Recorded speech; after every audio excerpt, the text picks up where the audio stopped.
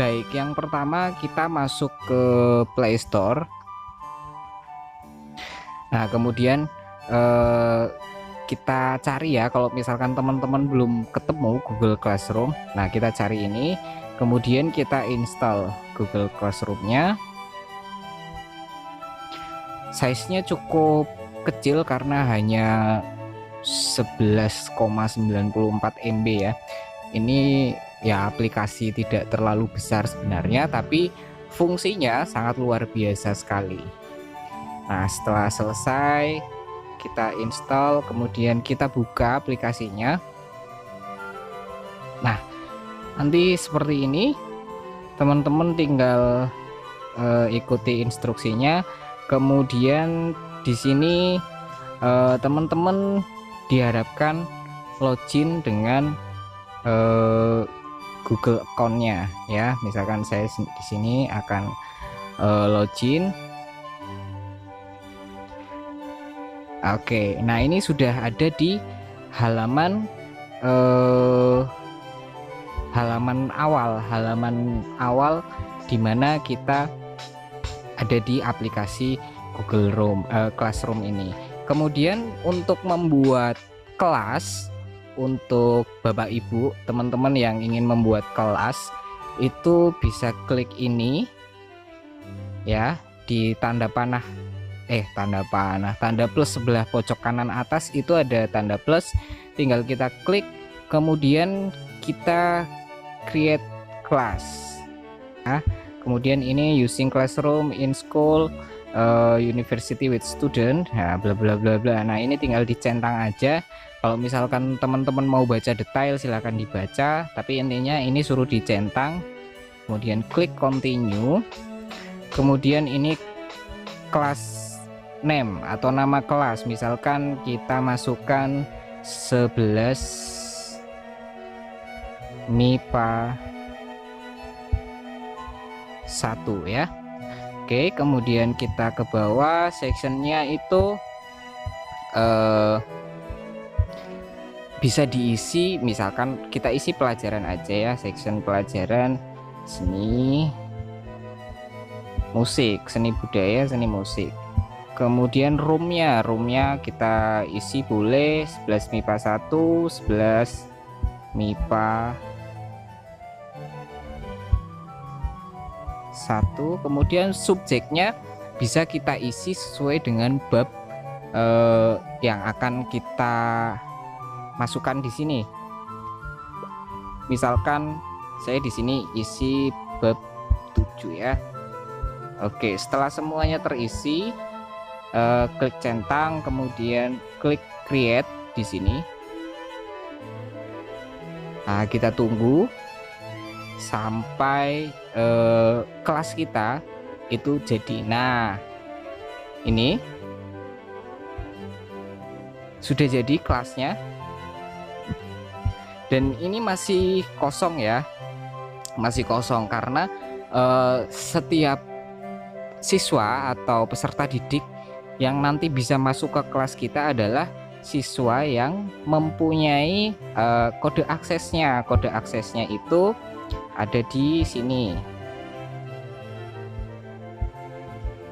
Nah, di sini di general kelas kode ada 2 ETTRD. Saya ulang ya. Di ini di logo setelan ini kita klik pojok kanan, tes. Kemudian ini logo ini. Nah, logo ini nanti bisa kita bagikan ke kelas yang akan kita masukkan di sini. Misalkan kelas IPA 1, 11 MIPA 1 ya, berarti kita masukkan atau kita share kode ini ke anak-anak 11 IPA 1 gitu ya. Kemudian kalau kita ingin memasukkan materi ke dalam kelas kita, itu sangat mudah. Kita klik classwork ini, classwork, kemudian kita klik ini ya, logo plus ini yang warna biru, kita klik. Nah, di sini ada beberapa pilihan. Yang pertama ada segmen, kemudian ada question, ada material, ada topik, kemudian ada reuse post. Di sini kalau misalkan teman-teman mau pakai ini untuk evaluasi belajar atau mengerjakan tugas ya, tugas di rumah, itu teman-teman bisa memasukkan, aduh kok mati. Nah ini question. Nah questionnya itu di sini teman-teman tinggal mengetik judul pertanyaannya. Misalkan nih saya kasih pertanyaan ya,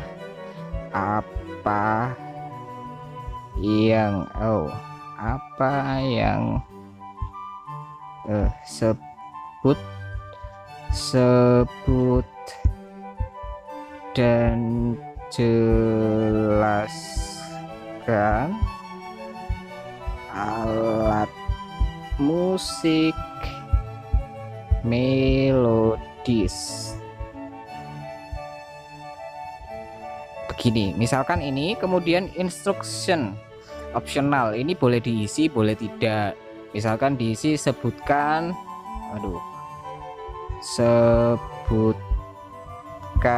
minimal 3 contoh. Nah begini ya. Nah ini poinnya itu kalau betul semua ya 100 misalkan gitu ya. Nanti teman-teman bisa ngisi ini poin terserah, misalkan ada berapa